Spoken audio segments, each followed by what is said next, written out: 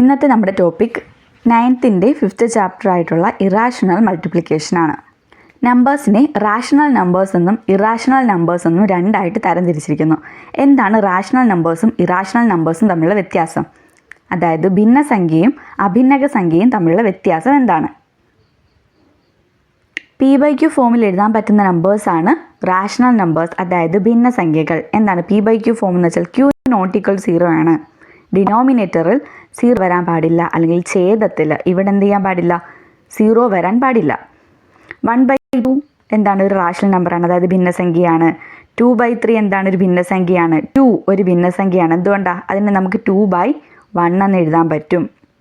അതുപോലെ positive നമ്പേഴ്സും negative നമ്പേഴ്സിനെ എല്ലാം നമുക്ക് എന്ത് ചെയ്യാം, P/Q ഫോമിൽ എഴുതാൻ പറ്റും. അതെല്ലാം എന്താണ്, ഭിന്നസംഖ്യകളാണ്, അല്ലെങ്കിൽ റാഷണൽ നമ്പേഴ്സാണ്. ഡെസിമൽ നമ്പേഴ്സിനെ നമുക്ക് എന്ത് ചെയ്യാൻ പറ്റും, P/Q ഫോമിൽ എഴുതാൻ പറ്റും. 0.5 നമുക്ക് 1/2 എന്ന് എഴുതിക്കൂടെ? അതുപോലെ ഏതൊരു ഡെസിമൽ നമ്പർ എടുത്താലും നമുക്ക് എന്ത് ചെയ്യാൻ പറ്റും, P/Q ഫോമിൽ എഴുതാൻ പറ്റും.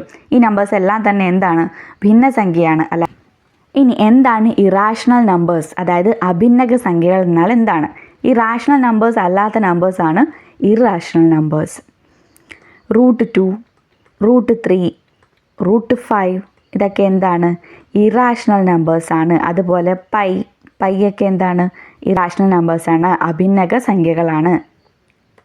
√4 എന്തല്ല, ഒരു ഇറാഷണൽ നമ്പർ അല്ല. കാരണം √4ൻ്റെ വാല്യൂ നമുക്കറിയാം എന്താണ്, 2. ഇതെന്താണ്, ഒരു റാഷണൽ നമ്പറാണ്. മനസ്സിലായോ? പെർഫെക്റ്റ് സ്ക്വയേഴ്സ് ഒന്നും തന്നെ എന്തല്ല, ഇറാഷണൽ നമ്പേഴ്സ് അല്ല. √16 എന്താണ്, 4 ആണ്. അതും എന്തല്ല, ഇറാഷണൽ നമ്പർ അല്ല. √2, √3, √5, √7 ഒക്കെ എന്താണ്, ഇറാഷണൽ നമ്പേഴ്സ് ആണ്. ഈ ചാപ്റ്ററിൽ നമുക്ക് ആദ്യം പഠിക്കാനുള്ളത് ഇറാഷണൽ നമ്പേഴ്സിൻ്റെ മൾട്ടിപ്ലിക്കേഷൻ ആണ്. ഇവിടെ ഒരു ഫിഗർ തന്നിട്ടുണ്ട്, ഒരു റൈറ്റ് ആംഗിൾഡ് ട്രയാങ്കിൾ. അതിൻ്റെ സൈഡ്സ് എന്ന് പറയുന്നത് 1 മീറ്റർ 1 മീറ്റർ ആണ്. അതിൻ്റെ ഹൈപ്പർന്യൂസ് ഒരു സൈഡ് ആക്കിക്കൊണ്ട് ഒരു സ്ക്വയർ വരച്ചിട്ടുണ്ട്. അതിൻ്റെ കർണം ഒരു വശമാക്കിക്കൊണ്ട് എന്ത് വരച്ചിട്ടുണ്ട്, ഒരു സമചതുരം വരച്ചിട്ടുണ്ട്. Question, what is the perimeter of the square in this? ഈ ഫിഗറിലെ സ്ക്വയറിൻ്റെ പെരിമീറ്റർ, അതായത് ചുറ്റളവ് എത്രയാണെന്നാണ് ക്വസ്റ്റ്യൻ. സ്ക്വയറിൻ്റെ ഒരു സൈഡ് കണ്ടുപിടിക്കണമെങ്കിൽ നമുക്ക് ഈ ഒരു ട്രയാങ്കിളിൻ്റെ ഹൈപ്പർന്യൂസ് കണ്ടുപിടിക്കണ്ടേ? Hypotenuse square = base square plus altitude square അല്ലേ? ആണ്. ഹൈപ്പർന്യൂസ് കണ്ടുപിടിക്കണമെങ്കിൽ എന്ത് ചെയ്യണം, √ base square plus altitude square = ഇവിടെ ബേസ് 1 ആണ്, ഓൾട്ടിറ്റ്യൂഡും 1 ആണ്. 1 square plus 1 square that is 1 + 1 = √2. Hypotenuse എന്താണെന്ന് കിട്ടി, √2 മീറ്റർ ആണ്, സെൻറ്റിമീറ്റർ അല്ല, മീറ്റർ. √2 മീറ്റർ എന്ന് കിട്ടി. ഈ ഒരു സ്ക്വയറിൻ്റെ ഒരു സൈഡ് എന്താണെന്നേരം √2 മീറ്റർ ആണ്. അങ്ങനെയാണെങ്കിൽ ഇതിൻ്റെ പെരിമീറ്റർ നമുക്ക് കണ്ടുപിടിച്ചൂടെ? എല്ലാ സൈഡ്സും ആഡ് ചെയ്താൽ നമുക്ക് എന്ത് കിട്ടും, ഈ ഒരു സ്ക്വയറിൻ്റെ പെരിമീറ്റർ, അതായത് ചുറ്റളവ് കിട്ടും. √2 പ്ലസ് √2 പ്ലസ് √2 പ്ലസ് √2 എന്താണ്, 4√2 ആണ്, അല്ലെങ്കിൽ 4 × √2 ആണ് അല്ലേ? 4√2. നമുക്ക് √2ൻ്റെ വാല്യൂ അറിയാം, എത്ര?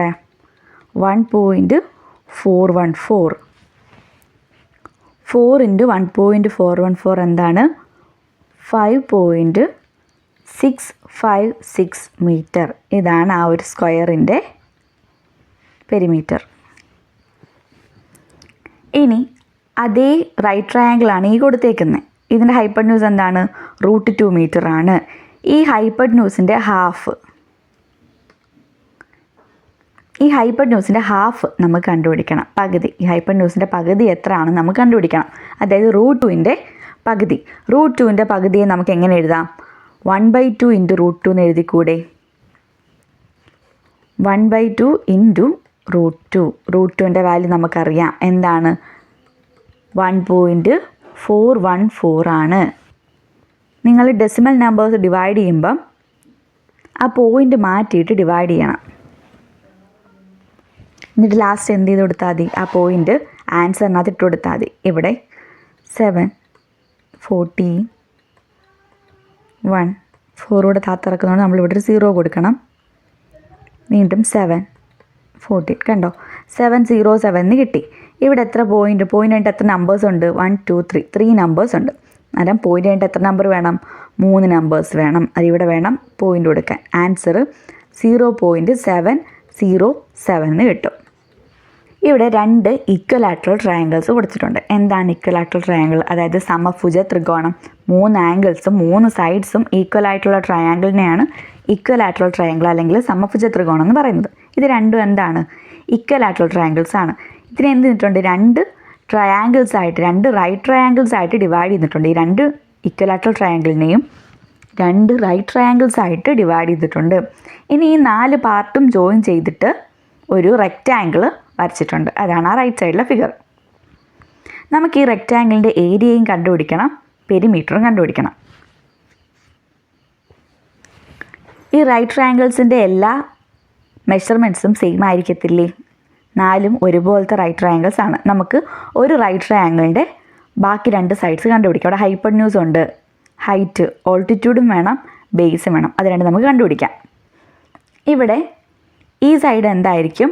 2 ആയിരിക്കില്ലേ? ടോട്ടൽ എന്തായിരിക്കും? 2 സെൻറ്റിമീറ്റർ ആയിരിക്കും. കാരണം എന്താണിത്? ഒരു ഇക്വലാറ്ററൽ ട്രയാങ്കിളാണ്. 3 സൈഡും എന്തായിരിക്കും? ഈക്വൽ ആയിരിക്കും. 2 മീറ്റർ ആണ് കേട്ടോ, സെൻറ്റിമീറ്റർ അല്ല മീറ്റർ. 2 മീറ്റർ. അങ്ങനെ ആണെങ്കിൽ ഈ ലെങ്ത് എന്തായിരിക്കും? അതിൻ്റെ പകുതി ആയിരിക്കത്തില്ലേ? 1 മീറ്റർ ആയിരിക്കത്തില്ലേ? ഇനി നമുക്കിതിൻ്റെ ഓൾട്ടിറ്റ്യൂഡ് കണ്ടുപിടിച്ചൂടെ? Altitude equal to √ hypotenuse square minus base square. ഇതിൻ്റെ ഹൈപ്പർന്യൂസ് എന്താണ്? 2 ആണ്. 2 സ്ക്വയർ മൈനസ് ബേസ് 1 ആണ്, 1 സ്ക്വയർ. √4 - 1 അതായത് √3 മീറ്റർ എന്ന് കിട്ടും. അതിൻ്റെ ഓൾട്ടിറ്റ്യൂഡ് നമുക്ക് എന്ത് കിട്ടി? √3 മീറ്റർ എന്ന് കിട്ടി. നമുക്ക് എന്താ കിട്ടും? ആ ഒരു റെക്റ്റാങ്കിളിൻ്റെ ലെങ്ത് എന്ന് പറയുന്നത് എന്താണ്? ഈ ഒരു ട്രയാങ്കിളിൻ്റെ ഒരു സൈഡാണ് അല്ലേ? ആ ഫിഗറിൽ നിന്ന് അത് ക്ലിയർ ആയിട്ട് നമുക്ക് മനസ്സിലാക്കാം. എന്താണ്? 2 മീറ്റർ ആണ് ലെങ്ത്ത്. ഇനി ബ്രെഡ്ത്ത് എന്ന് പറയുന്നത് എന്താണ്? ഈ ഒരു ട്രയാങ്കിളിൻ്റെ ഓൾട്ടിറ്റ്യൂഡാണ് അല്ലേ?